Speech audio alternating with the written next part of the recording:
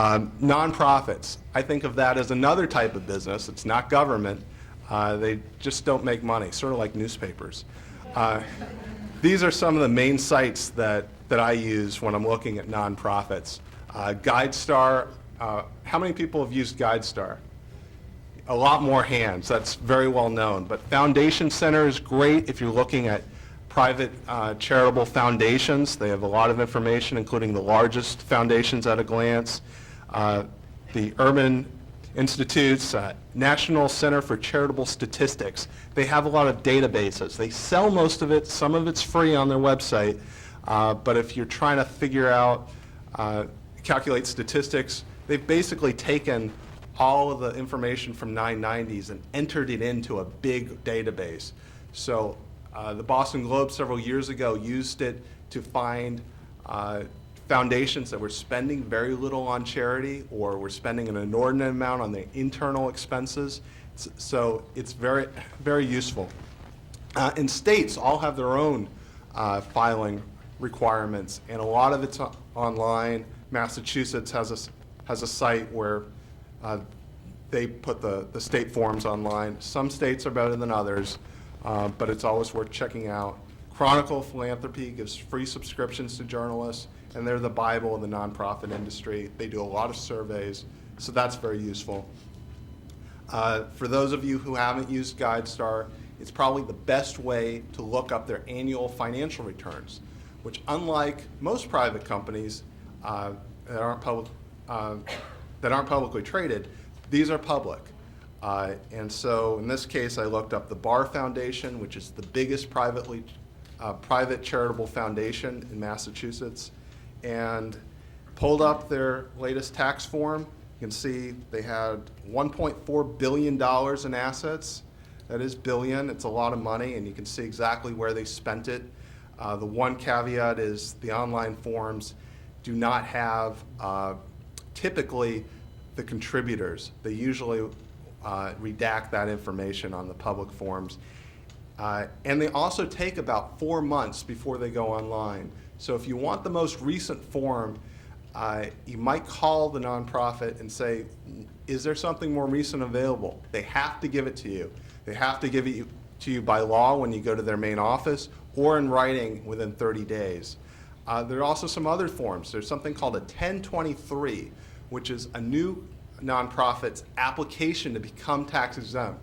So if it's a relatively new nonprofit, ask for that, because that will have even more details than their annual 990 filings. And most people don't know about it, but it's very useful. And some nonprofits, like political organizations, have campaign filings that they have to file with the FEC. Labor unions, people often forget about. They have to file more detailed forms with the Labor Department.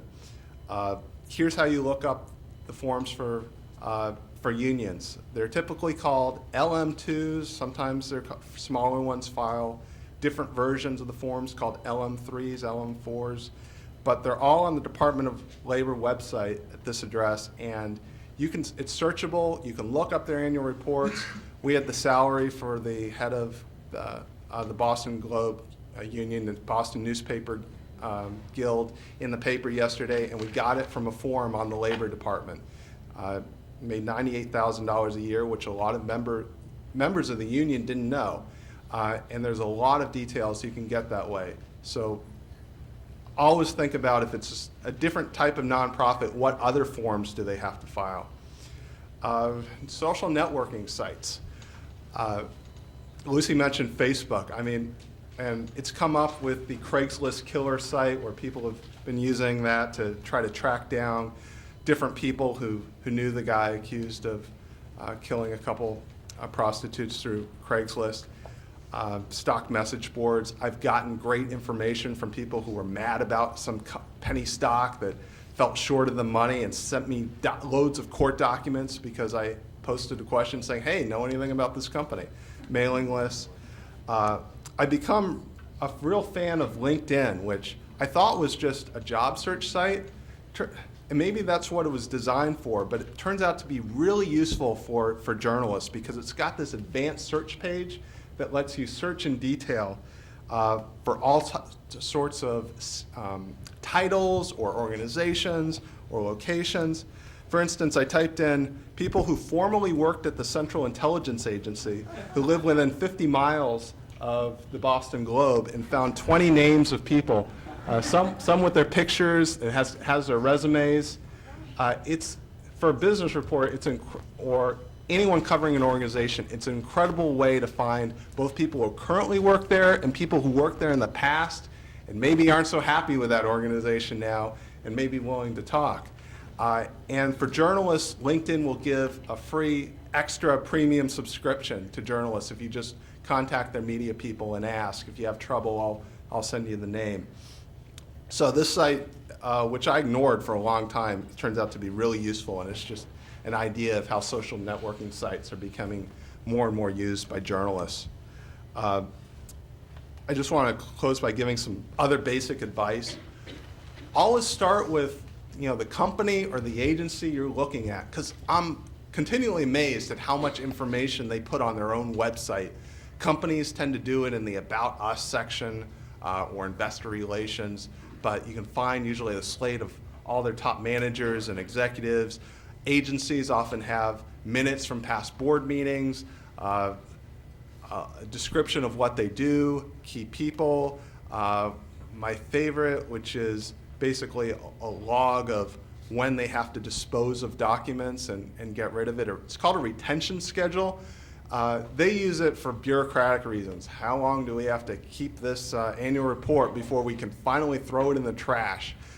I use it as sort of a list of here are the documents that they have that I can then file Freedom of Information Act requests for, and they often put it on their website. Mark's probably going to mention this. You can use Google to search a particular domain name or website. So if you're having trouble using their own search engine, you can use Google and click on their advanced search function and just restrict your search to that particular website. You can look up old versions of the website at archive.org.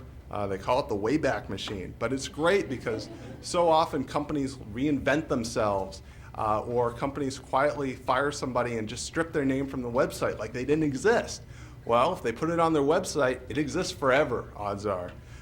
This doesn't have an archive of every single website on every day, but it's amazing how many pages it does have archived. People will put something on their blog or something and think better of it 2 years down the line. It might still be there, so check. And ask people, what websites do you use? Are there databases online that are useful? Are there trade groups that have more data? Google only skims the surface. I think they only search a limited number of pages for each site.